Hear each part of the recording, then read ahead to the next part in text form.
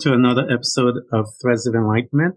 And as usual, once we welcome our guests, we want to express gratitude to them for them coming by and sharing their time because we know it is such a precious commodity. We want to thank them also for sharing their story because we know that it can sometimes bring pain and joy. But it is our hope that we can hold the space so that we can have this conversation and make it safe for them. Debra, I want to thank you for coming to Threads of Enlightenment. Thank you for showing. Yeah, and thank you for the invitation. It feels generous and exciting, and I'm very pleased to be here for this conversation. I'm excited because I send out the energy because I have an understanding that energy, there's an old saying that they say, iron sharpens iron. And I believe that when we want a certain energy, I send it out to cause people to come to me so that we can have a enriched conversation. And so welcome, Debra. Tell the people about all the things that you have created that you have currently, because I always tell them a creator will never stay stagnant. They're always on the move. So talk to us as to what you have created today, because I know in a few months it'll be different. Yeah, absolutely. What I'm creating today is I'm creating a community of magic curious people. And what I mean by that is the people who are connected to their energy, who are aware that we are energetic beings, and they're curious about what's possible in this realm. And they're curious knowing that maybe they don't know everything, but they want to know more. And maybe they do know some parts and they're willing to expand and explore. So through my business, which I see as a community, through Big Life Magic, magic curious people connect to the different ways that I work, to connect to their own magic, to connect to their own energy, to go on their own adventure through the contrast and the challenge and the opportunity and all that is available to us in this magical playground called Earth, this big classroom of ours. And so at the moment, I have a lot of focus on really inviting people into that community so that when you are exploring your magic, or some people might want to call it their energy, you don't have to do that on your own. You can do that with others. It's powerful when you do it with others, because I know when you have group, and I came out of a church, and when you have group praying, group singing, all of those type of things, you can feel this energy that is palatable, that is powerful, and it does change people's lives. I always say, Debra, that you and I, when we come onto this planet, we are placed into a beautiful home. We call it family. I call it, in many times my people will hear me say it, I call it the lab. And we have these two scientists that are working on their thesis. They're trying to come together and create this beautiful product. Talk to me about your family. Talk to me about that home, that experiment, that grouping of energy exchange that we call a family. How was yours? Thank you for that invitation, because I love to speak about the Driscoll clan. So I am one of 7 children. I am the middle child of 7 children. And the scientists, or the parents that I have been privileged to have in this earthbound experience, are Colin and Barbara. My mother, Barbara, was born in the United States. My Colin father was born in Australia. So I have this kind of stretching across the globe with different upbringings for both of them. And then they've come together and then created the 7 of us. So the core of my family is 9. And if you look at us as a clan of 9, we are all absolutely Driscolls, and we are all absolutely unique in that, and there's various ways you can see that. One of those is there's 12 astrological signs. In our clan, there's 9 of us, and we each have our own sign. So out of all of us, nobody else, I'm the Aquarian, nobody else is an Aquarian. So that's just one indication for the diversity and difference, but also the connection that we all have with being inside this Driscoll clan. Plus we also have this diversity of age. So between the first child and the 7th child, there's 20 years. So that's different experiences of whether you were born in the 60s or whether you were born in the 90s. It's really different experience that you're bringing into the family, into the dynamic. Mm-hmm. And there's something really beautiful in my family, which I didn't know for a long time because I just wasn't old enough to have the reflective capacity to see it. But something that my parents have done so successfully is I grew up in a family that was fair. Like we were all honored for who we were and the gifts that we had. And yes, we were absolutely, challenged to move beyond or try something new, but we were all allowed to be who we are. And that was treasured and that was honored and that was celebrated.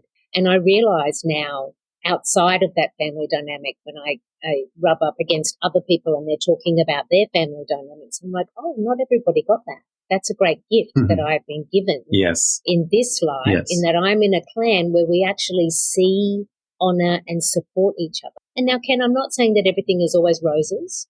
We are still in a dynamic of contrast and learning through each other and through our relationships.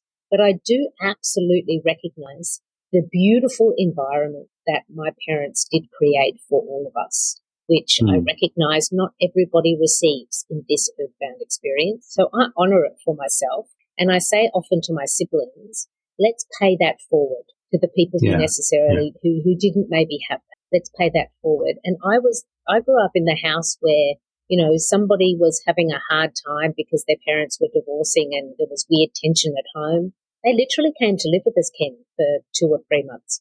And my parents would talk to their parents and say, look, we understand it's difficult and your daughter is just wanting to be here with us because our daughter is their friend and, can we support you in that way? And yes, we did. There was various times where people would just come and be with us. I had 4 boys and I was a single dad with 4 of my sons. I had 5 sons, but 4 were living with me at the time. And I had maybe about, at one time, living in my space with the kids, maybe about a little over 5 or 6 different children that were from broken homes. And I was on the phone with their parents, talking with them and trying to mend it and be that person and that voice in the middle that can walk them through their misunderstanding, as they say, and try to put them back together. So I know the privilege of being there. Now, here you are in this beautiful mix. Yeah. You as an individual, how did how did you begin to formulate your identity in the midst of all of that? Being being with 7 siblings, you're in the middle. How did your identity begin to form in there? I mean, I think that there's absolutely layers to that story. And one layer is being in the middle gave me an opportunity to understand what it means to have an elder, like the siblings above me. They always knew more than me. They always had something that I was chasing, the next experience or the next, chapter of their life. So I had a relationship to that, but I also had the relationship to the younger siblings where I was their elder. So I had this kind of dual dynamic of being connected to both. And now what that's meant in my manifested life now is that I have unique relationships with all of those siblings. And I also find, Ken, which is a delight to me, that I'm often the sibling that gets told the secrets, or the person who's reached out to say, can I just talk to you about something? And I'm like, absolutely you can. So there's something about the middle position that creates like the ears on either side.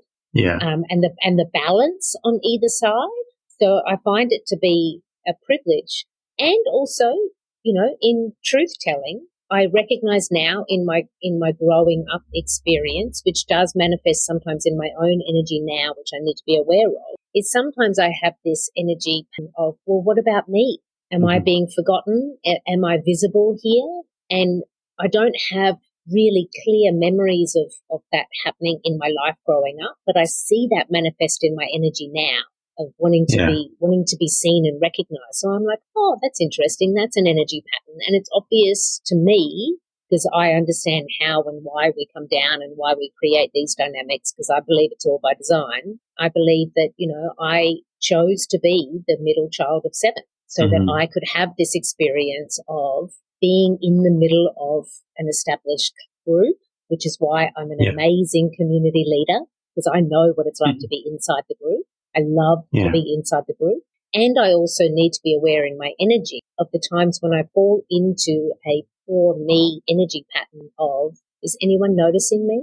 So I get, so you get these dynamics. I think that we're given energy and energy patterns and experiences, not just for one reason. There's more than one lesson to learn there. Yeah, yeah. So how did you navigate as you are beginning to formulate high school? Talk to me about your high school, because here you have a little more freedom in the sense that you are away from your siblings and you're getting output or input from school, from teachers, from other outside entity. And how did those interactions begin to contribute to the person of you? Yeah. So when I graduated high school, I was lucky enough to be accepted into a university in the major town in the state that I was living in Australia, which meant I got on the train on my own and went down to the big city from the small little coastal town. And in the small little coastal town is where my family was based, but where all my friends were. So I moved to the big city for the first year and then all the years of my university degree. And at the time, admittedly, I was a bit scared. And I was a bit wondering, like, well, why me? Why do I have to be the one to go away when everyone else gets to stay and stay comfortable? And I now see that was an amazing gift. Or it gave me the first time in this earthbound life to be on my own and begin to explore what is my identity away from not only my family dynamic, but my chosen family, which was my very close friendship circle.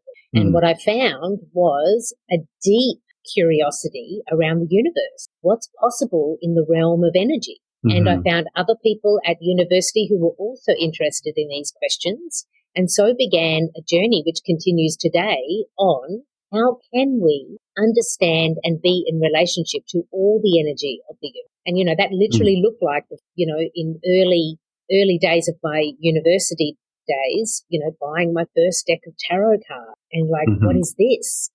What are we doing here? And then that's gone through many, many layers of exploration and learning and journeying, teachers and mentors over the many years since I graduated from university, which is now more than 30 years. But that's where I got a really like a whole new spark. It felt like a whole new world opened to me when I left that family dynamic and began to create my own identity. Nice. So you actually started on your path or pursuing or being aware of the outside, as I put it, the outside development of the human spirit, and you began to investigate it. And your college age, as you said, you started there. That is awesome. So now, as you began to grow and experiment, in the sense of, I always say to people, the experimentation is that you're getting to a glimpse of yourself within your journey, and you are now extracting information, doing research to find out how to overcome that aspect of your ability to grow. Talk to me about some of that space, Debra. When you started looking, you talked earlier of certain patterns, because what were those thoughts that you gave permission to grow into monsters that you had to eventually sit down and have a conversation to get yourself way out of that? I want to focus in on my experience of grief. And the reason I want to focus here is because it has been one of the greatest, biggest, most dynamic, deep classrooms I have entered in this earthbound life, in this experience now. And it's interesting that you speak about research, because I want to tell a little story about the research. So when I was at university, it was actually in the final year, the very first man I had ever fallen in love with chose to take his own life. He called me and he said, "I'm sorry, I love you." He hung up the phone and then he went and took his life immediately. And when he called me to say, "I'm sorry," I thought he was apologizing for not an argument, but a discussion we'd had earlier that day, where I was trying really hard to help him because I knew he was on the edge. Yeah. And it was a tricky conversation. So I thought he was apologizing. I didn't realize at the time he was apologizing for, "I'm just about to take my life and break your heart." So there was that first knock of death. And then 7 months later, my father unexpectedly died from a heart attack. And so within 7 months, I turned from 20 to 21. And I've experienced two major deaths in my life. The first man I loved, and then the very, very first man I loved, my father. So the lover and the father. Yeah. And that was my first experience of like a deep dive into, all of the corners and layers of death and grief, and what does that mean for our heart? What does that mean for our spirit? And that in itself was a journey of initially not quite getting it, not quite working through the healing until I did start to work on it, which then sent me off on a pattern, learning so much about the human heart and our experience as spiritual beings having this earthbound experience. And then 18 years later, there's one night I am sleeping in a hotel room because I'm journeying down to my sister's place with some of my family. And I'm in a double bed with my son, Sage. And I have this very clear moment of I see it as a dream, but I also know that this was a visitation by one of my guides who is sitting on the side of the bed. And he said, I know that you do not want to hear this. But every time that I have come to share it with you, you wake up the next morning and you energetically choose to forget it. But this is the last time that I can come. We are running out of time. I need you to hear my message. And so I listened and the guide said, the research is important. And that was the end. I wake up the next morning going, the research is important? What is that about? I actually kind of really didn't get it. And the point being, I knew that I didn't get it yet, but I had received the message. 3 days later, my son unexpectedly died. Wow. Absolute shock. World turns upside down. And I didn't connect to the guide's message initially. It actually took quite a few beats, quite a few months. And then one day I had this memory. I was like, oh, this is the guide coming to tell me that a part of my life experience, this life, is being in the experience of losing people that you deeply love. For I am the living research around how humans can heal, survive, and then thrive in this dynamic of deep, exquisite grief. And I thank that guide. I am in a relationship with that guide now. I have continued to work in meditation, inviting that guide to come and work with me. And I have other guides that come and work with me in my grief work. I have my own heart and my own spirit that leads towards this work. But in terms of like when you said about the research and about the learning and what's possible here once you start to explore, I didn't raise my hand and say, I'm going to be the grief girl. Bring me 3 dynamic death. I didn't say that, but I'm sure I said it probably up in spirit to say, I'm ready for this mission. Let's work through this for my soul and at service to others. So my work now really is taking that research, my lived research, and it now transforms into my memoir, a series of surrenders, my work as a grief guide, my work as a magic weaver, and my experience of turning up again and again to share with the world your big life loss may just be the pathway to your big life magic. I think it can be if we use it correctly. I believe those visitations, as I call them, gives us the opportunity to choose a different path or to create a different path. And we create by making choices. Most people just simply live from, it's just automatic. And you don't start making choices until you begin to make choices. And so, and that, I mean that in the sense that you are visited with a traumatic, thing that happens. Some trauma comes into your space. How you relate to that trauma, Debra, and how you interpret that trauma will dictate how long you stay in the trauma and the purpose of the trauma. But I want you to walk, you brought us here, and so I want to stay here just a little more. What were some of, I know grief is a deep emotional wound that you're dealing with. I mean, there are many and they evolve over the journey, but there's a clear moment about 3 days after my son's death where I remembered a promise I had made to myself. After being with the death of Nick, my first lover, and my father, and working out the fact that I hadn't actually surrendered to the process and the healing of the grief, and that it took me a while to figure that out. I promised myself then that if death and grief ever come to my life again, I will not deny them. I will be with it. And I made that promise having no idea that years later I would lose my son.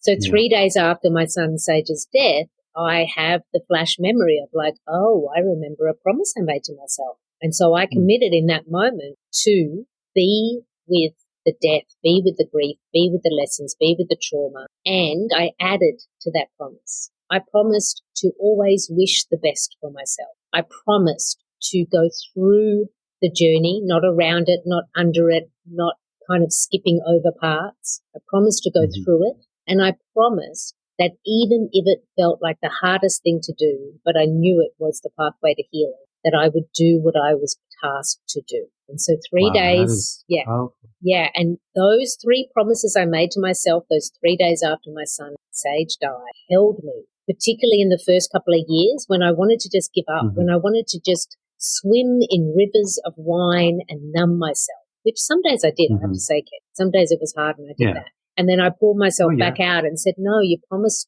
to always wish the best for yourself. Is this the best for yourself? No, it's not. So make a different choice. You know, so there was that. And then the other thing that was a huge part of my early part of grief and is a huge part of my everyday life now is I opened a conversation with the universe. I was like, okay, angels, what you got? What's all this about? I want some answers. I'm curious. I want your support. I had definite times where I was in clear communication with angels. I had times where I was angry and in a dynamic relationship with the entity that I see as God. There was times when I invited my guides to come and support me. So the other thing that was definitely a part of my experience was I didn't allow the grief to isolate me. I stayed in relationship to the universe and all of the energies and entities of love that are available to support us. Yeah, I think a lot of people get lost right there. That is why I brought you back to instruct them with some of the tools by which you navigated out, because I know many, many people that are there, and that is a dark, painful place to be. And you have to, personal development, I tell people all the time, it is one of the bravest decision you will ever have to make in your life. It should be the most prominent decision you make in your life. Absolutely. Because based from it is how you govern all your relationships, good or bad, but based from your relationship of yourself. If you are not in love with yourself, if you have not learned how to forgive yourself, if you haven't learned how to be kind to yourself, I would greet people, Debra, and I said, have you been kind to yourself? And they would look at me as if I'm from another world. But once I make that statement, and their look will let me know where they are and who they are. So, and then I would stop them and say, don't forget you. It is the most precious thing in your life. And most people look at it the other way. They look at their children, kids, and everyone else. But if you are able to forgive yourself, my God, what will you do to your child? If you're able to love yourself, what are you going to be able to do? How deeper of a love will you have for your child? So don't forget yourself. So here you are. You walk through grief. You're acquainted with the feelings of it, the energy of it, the ups and downs that are within grief. Now, as you walk through and you have learned to entertain grief, but yet not live there, as you move through your life, how did you begin to open up, as you said, blossom and allow the other energies of love, whether it's from the realm of the spirit or from the natural realm? How did you allow those energies to enter in and into your life?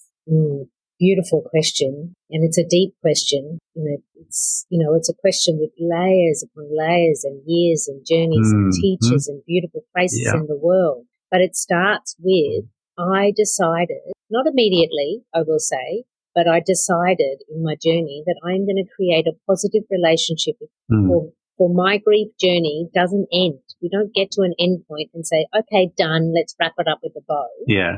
Grief evolves, and grief is at service to our heart, because I believe that grief's soulmate is joy. So when we can be with joy, we're increasing, if we can be with our grief, we're increasing our capacity for joy. And so what I started to do was to see grief as one of my master teachers. And in my world, grief is a beautiful, large, black angel. And she has these amazing wings, and I can come sit in her lap and she wraps me in her wings so that I can learn her lessons and I can tend to my heart. And through this deep relationship with grief, my grief angel that I have created, because I wanted to create a relationship that worked for me, grief whispering these lessons have been about, well, why don't you explore this and explore this? And as my heart has healed, it has absolutely invited me into magical playgrounds of joy and wonder. But that became possible by my surrendering to sitting into the lap of grief and saying, I will be with you here. I will go into the depths of what this means. I will tend to the pieces of my heart that need stitching back together. And through that process, it's like by magical design. That then I'm invited into, I'm invited into conversations with people. I'm invited into a journey here. I'm invited into this project here. And the other thing that I want to share here too is something that creators, which we are, you identify it, Ken, that we as humans are creators, something that really serves our healing is to have a channel for our creativity. So how do you create? So for me, I am a writer. So a huge part of my healing was pages upon pages upon pages of journals where I was just expressing, what am I feeling? What am I experiencing? Writing that angry letter to God for taking my child away. It's written in a journal. And also writing in that journal my hopes and my dreams. And so for somebody else, they may not be a writer. They may be a painter. They may be a dancer. They may be somebody who loves to cook in the kitchen. Like whatever it is that helps you to channel the energy through you, through a creative pursuit. There's something that brings you relief, brings you joy, brings you a new layer of understanding yourself and building that relationship with yourself. I always encourage people when they've said yes to their own healing journey. It's like, okay, so now how are you going to play? Where is your playground? Yeah, absolutely. I think when they don't do that, when they don't have that outlet and they don't create that outlet, it lingers in the body and it forms sicknesses and disease. Yeah, and you get a density, and it's hard to move from the density, and you can feel like you're underneath the blanket of. And then it can just take like one drawing or one journal prompt at a time to start to lift that for yourself. To let it go, because it's a release of and in my book I put it, I said it's a release of your emotions that are bundled up, and because those emotions are energetic and you need to release it, and you can release it through the arts, you can release it through sports. You can release it through so many different ways by which you can release it. Meditation, going on a walk, meditation, all of those prayers, things. Affirmations. Like there's so many creative ways we can turn up in the world. Yeah. You need to get it out. And another thing that I tell them, and I love listening to your story, because you're making the declaration that I decided. Yeah. I decided. And darkness comes so that you can make a decision. Is this comfortable for you or not? And I believe when there is no darkness in our life, we just drift. We don't stay focused. We have a tendency of moving forward unless that person has gone through some dark times. Then they know that that quietness is not to waste that time, but that quietness is to be utilized for something more precious, something more deep. And so that journey is ever moving, ever flowing, ever growing. And so you are here, you've written all these journals, you're expressing yourself through your gifts of, as we say. And how did you say, okay, I want to now You've said it, but I want to hear you verbalize it and talk about the journey that took you there. How did you say, you know what, I want to now turn around? I have created something that it's palatable now, that I believe that it's ready. My dish is now ready to be served, so I can bring someone in and begin to educate them on my good cooking. Tell them, Debra, how did it go? Yes. How was that? So all of that journaling transformed into a book, my memoir, A Series of Surrenders, which I wrote on purpose to be at service to hearts and souls, to create a reflective place for them to be able to reflect on their own grief journey. And I was also in the practice of the grief guide. I was working one-on-one with people and also in group programs, helping people to write through their grief process in a program I have called Your Love Story. And then we hit the pandemic. It's early days of the COVID pandemic in 2020, and I'm sitting in my Brooklyn apartment. I was still living in Brooklyn at the time. And I'm looking out the window and I can see it, Ken. I can see it in the distance. There it is, the very big wave that is coming for all of us. And it is the wave of grief. And I'm sitting there in April 2020, knowing as a grief guide, I recognize that wave. And what I was aware of is I don't know if everybody else knows that it is coming, because there's been so much loss on layers, literal death, loss of jobs, loss of dreams, loss of reality, loss of security, all of that loss. And I was like, the big wave is coming for us all. So I reflected upon that and thought, how can I be at service to this? And so what I created, because we're all creative, is I created what was called Moments in May. So for the month of May 2020, I put in my calendar 30 minutes time slots to meet me on Zoom, and they were available to anybody who wanted it. And it was called Your Moment in May. You just need a moment with a grief guide.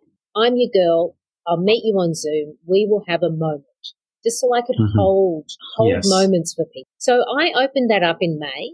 And throughout the month of May, there were many 30-minute slots available on my calendar. And Ken, all of them were filled. Wow. All of them were filled. And I knew probably only about a quarter or a third of the people, because word got around that there's somebody holding space. And so all of the moments in May were filled. But here is where I saw the second wave behind that first wave. Well, people were turning up to meet me on Zoom, and I'm prepared to hold space for their grief. And absolutely that's what I did for some people who arrived. But most people who arrived asked me about magic.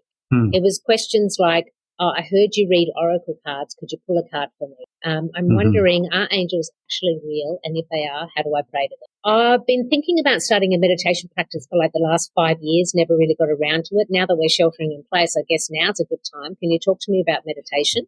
But these were the types of requests. This is the type of space that people were wanting me to hold. And so I got to the end of May 2020, and it was clear that, yes, I am a grief guide. Yes, I am a storyteller. But yes, I am also a magic weaver who has learnt about how we can leverage our relationship with the universe to create space to connect to our own magic within. And that is the birth moment of Big Life Magic. It was, I heard the call from the universe saying, we appreciate this grief work that you're doing, and absolutely keep doing it. Keep talking about grief journey. Keep talking about your surrendering to loss leads to magic. The universe was all saying, yes, yes, yes, yes, yes, we want you to do that. And now, actually, Debra, we have another task. And so I saw it, I heard it, I took it. I was like, there's a gift for me that I can continue to give the world. And so I created Big Life Magic, which is now this magic curious community that I speak about. Wow, that is a wonderful journey. That's why I asked that question, so that I can pull out that journey from you, because I know that with the onset of the COVID, it was a gift in many ways. I think it gave us an opportunity to slow down.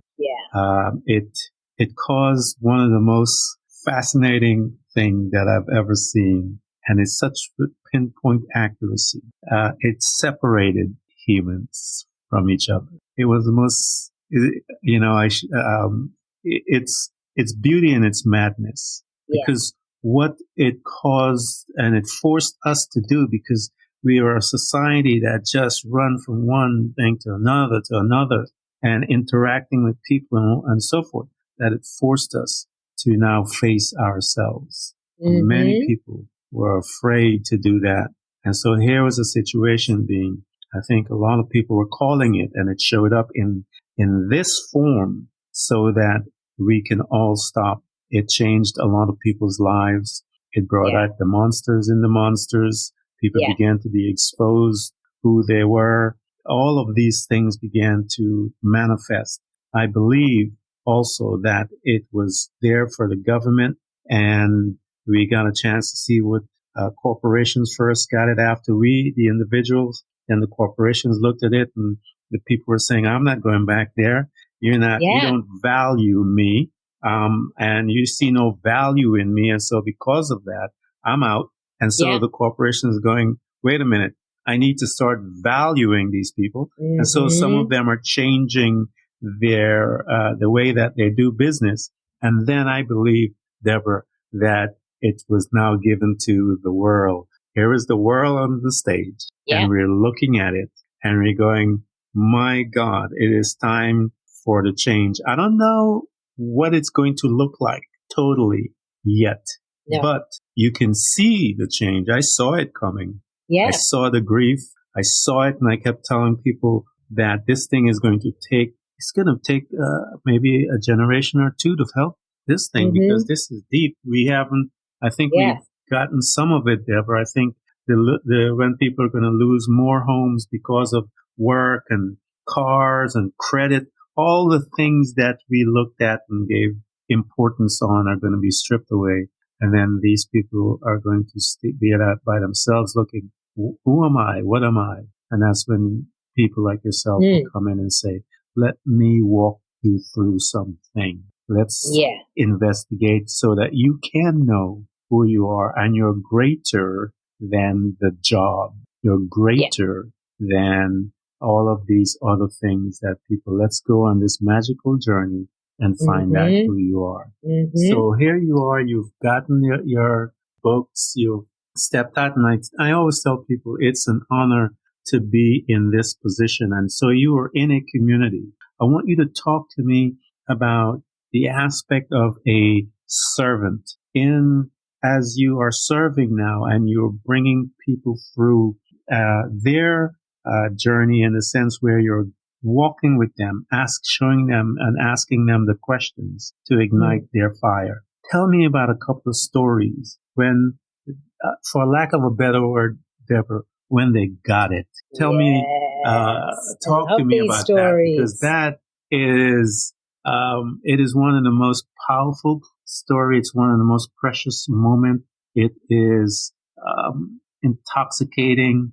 There's a flavor to it that if you don't understand, you would miss that joy and that flavor of that moment. Talk to me about that. Yeah, beautiful. Thank you for that invitation, because there's so many threads of stories I could tell here. Yeah. But I think the first thing I want to say in the framing of it is I was really clear in stepping into this space is I am not your magical guru who's going to tell you steps 1, 2, 3, bang, you've got some magic. I was really clear about the fact that I'm somebody who can be a mirror, can be a teacher, can be a guide. And I'm also someone who's going to be honest with you about what's happening in my journey, so that we can be together in learning and growing together. And so the first thing I always say to people who are working with me is anchor into your own magic. Anchor into you. What does this mean for you? What is authentic for you? What are you learning? And some of the things that people have ignited within themselves is understanding more about how they have arrived in this life. Like there's one woman who is a part of my community now, and she's a deep part of our community. I love her. She's got amazing energy. But she spent 40 plus years of her life being told, you're too sensitive. It's your fault. You're taking things too personally. Then she worked with me, and I just, like, it came out of my mouth. I said something about that because you're an empath. And she was like, I'm a what? Yeah. And nobody had framed it for her. Nobody had supported her in understanding how her energy had come through in this life. And she had seen it as, this is my weakness, not this is one of my magical superpowers. And she speaks to me often about how that has changed her life in seeing that the way her energy comes through is actually a gift that can be at service and support to other people. And she continues to share with me all these different miracles that turn up now that she's stepped into that magic of her own. And then there's another woman who gives herself a really, really tricky time she's got a really strong critic that wants to tell her she's not doing it right. And then one day she sent me a message and said, oh, I get it. I now suddenly get it. I am the magic. It's in me. Yeah. Oh. Yeah. And then she continues to send me messages about how this magic is turning up in her world. And it's like, visitations by animals. It's about synchronistic connections with people that are helping her to advance her heart or her business.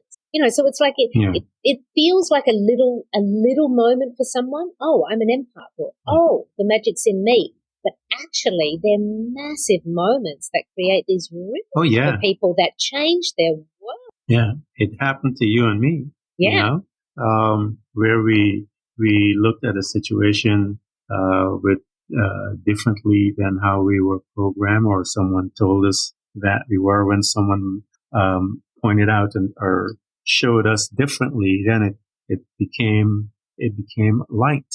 And once the light shined into us, then we looked at it and it became ours. We owned it. Yeah. And I always say that when you own it, nobody can take it away from you. Not a single soul can take it on. And all you can do when you own it is now begin to teach people how to own theirs. Yeah. And also stay responsible for owning it. Like, that's something I'm really clear with my community of. It's like, I'm still evolving. I'm still learning. We get to a new layer of the light, and then a new layer of the light, and then a new layer of the light. It's like there is no end point where you say, and I'm done. I mean, there is a kind of pause in our process when we actually transition from here. There's from the big one pause, to one to another, right? But we're, as beings of light, as energy beings, we are constantly evolving. If we say yes to the evolution, if we're in the actual dynamic of growing, which is why I'm always clear. It's like, that's the fun, and that's where things start to make sense and things start to connect, and you're invited into deeper corners of the matrix of possibility for your energy and for your wonder. Yeah, I love the deepness of conversation. You know what's really funny about me? People of my friends would always say to me how my questions are never easy. And here I am on a podcast, and I'm doing basically the same thing that my friends would always talk to me about. And because I value the deep conversation. Yeah. I do not, the one-dimensional conversation to me bores me. And so I cannot, it doesn't hold me. And because it doesn't hold me, I for some reason, I can't stay there. And so, you have to know what those gifts, and those gifts are open up to you. And as they open to you, you begin to, I tell people, you live from it. It's not like you live from it. You become joyful. Everything that you do now is no work. It is something that you love. And when something that you love, that you do, you'll never bored. You want to know more.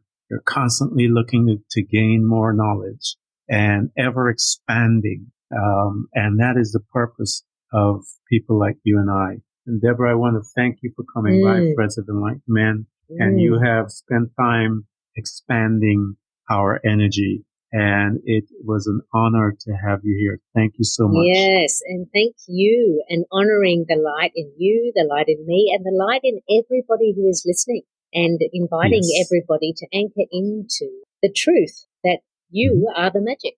I agree. Yeah, what a delight. Thank you so much.